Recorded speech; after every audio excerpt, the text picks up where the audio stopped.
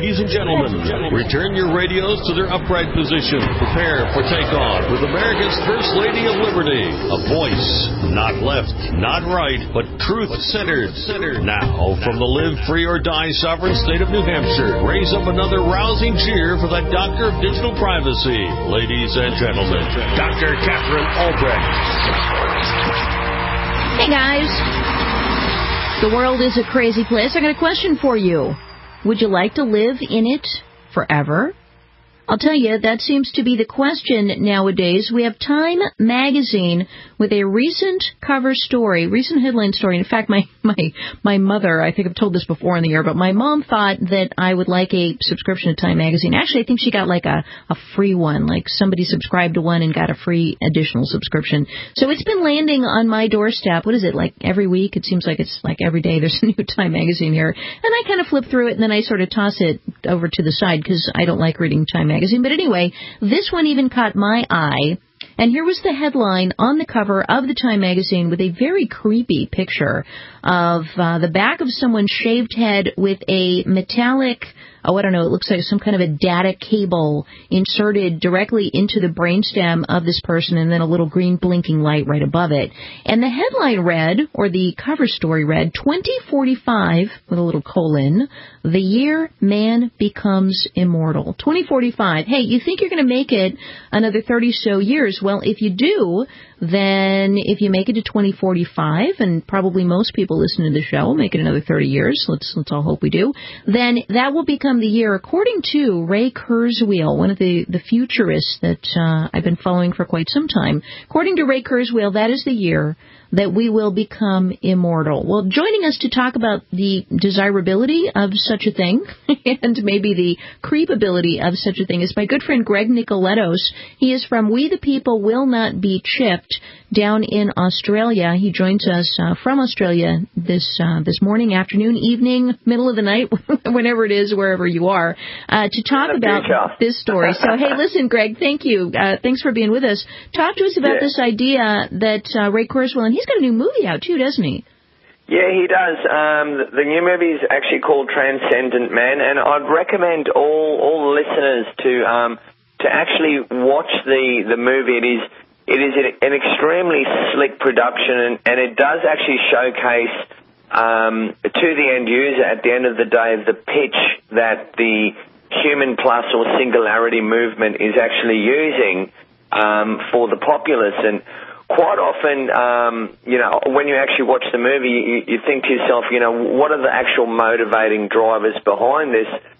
There are a few. There's obviously, the fear of people actually dying, which Ray Kurzweil states quite clearly during the actual movie.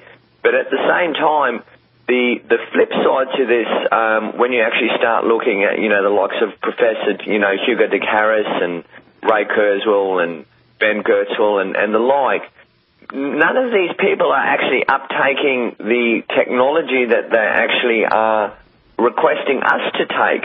So I haven't seen a single Human Plus advocate get microchipped as yet. Obviously only on the lower level, how the likes of people opening up doors and switching off lights and the like. But the actual, the true prophets of AI, or the ones that want to usher in, the robotic revolution, if you like, they've pretty much sat on the fence and just proposed ideas to us. And at the same time, none of them have actually uptaken even a VeriChip at the very least. So, yeah, the movie itself is definitely worth watching. And, it goes along the lines of, the gentleman has 24 patents, he's a multimillionaire, he's, an MIT graduate. And if you were an end user with low critical thinking, you would think, this is just the natural progression of man. So, what is Ray Kurzweil's sort of driving thesis through here? The thesis is that at some point we will reach this point that he refers to as the singularity. He had a big book out called The Singularity is Near. And yes. What does he mean by singularity? That's kind of a strange word. Singular meaning as in one. I've seen this elsewhere, and we talked about it in our book, Spychips. It is actually a term that's lifted from physics, but he's created it almost as his own little genre, if you like, where to him, what the singularity is like a future period where the technical advances are basically becoming so rapid and the impacts on society are becoming so great that if you do not actually merge into the machine or enhance yourself utilizing technology, you will basically be left behind. So similar along the lines of George Bush's No Child Left Behind in education, well, if we don't merge with the robots, well, I'll be left behind. And I'll be left behind, unfortunately, Catherine. I'm happy to be left behind. Yeah, you know what? I am too, because I think what lies forward in that left behind point is horrifying. In fact, I once had an awful nightmare that I was living in this sort of post-apocalyptic world, and there was not only was there no love, but in this awful nightmare, I was hiding because I knew if I encountered another human being that person would be monstrous. And so I was, and there were no trees, there were not even any weeds. There was nothing left that had been created by the hand of God. It was all stuff made by humans, but it was such a nightmare. And when I woke up, I went, oh, good, I'm out of there. Well, it's funny you bring this up because the movie, The Transcendent Man, actually opens up with the driver or the motivator of what has made Ray Kurzweil, regardless of the propaganda machine that is behind him, regardless of the people that are funding these ideas. The point is, in the beginning of the actual movie, he actually states that he has this recurring dream where he feels, hopelessly abandoned and struggles to find someone, a friend, anyone, but is basically left in this place of pure hopelessness, a place with no love, and that is his interpretation of death. So, but hang on a second, because you just described hell. Correct. And that's the So no wonder he's so afraid of dying, because he doesn't believe that there's anything on the other end of dying other than hell. Exactly. And to him, this is the funny thing. It is when the question has actually been posed in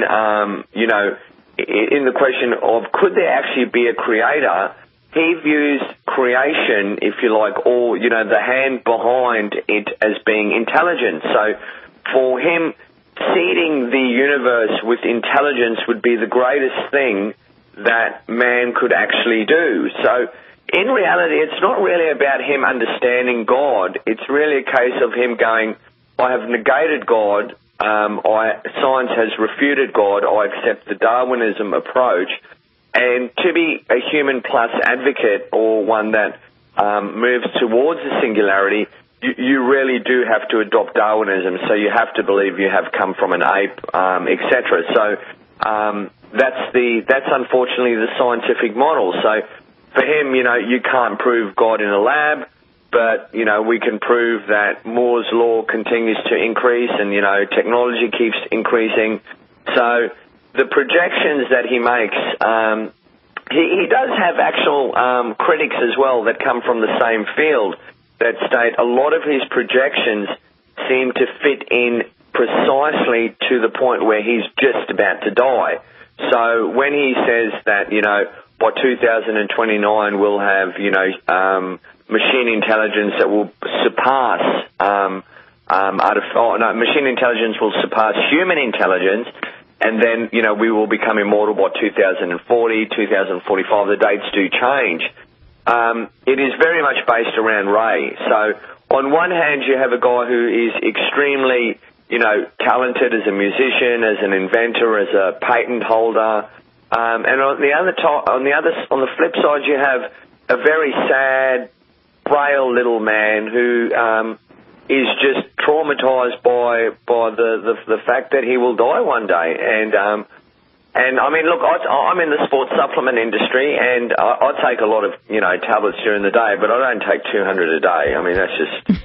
200 tablets a day, yeah. Yeah, look, I mean, there's a case of, supplementing your health, and there's a case of, overwhelming paranoia, isn't there? Absolutely. Wow. All right, we're talking about Ray Kurzweil. He's got a new movie out. I've talked about him before on the show. If you'd like to check out the website, the trailer for the new film, it's called Transcendent Man, and the website, transcendentman.com. We're speaking with Greg Nikolettos, and we'll be right back. Stay tuned.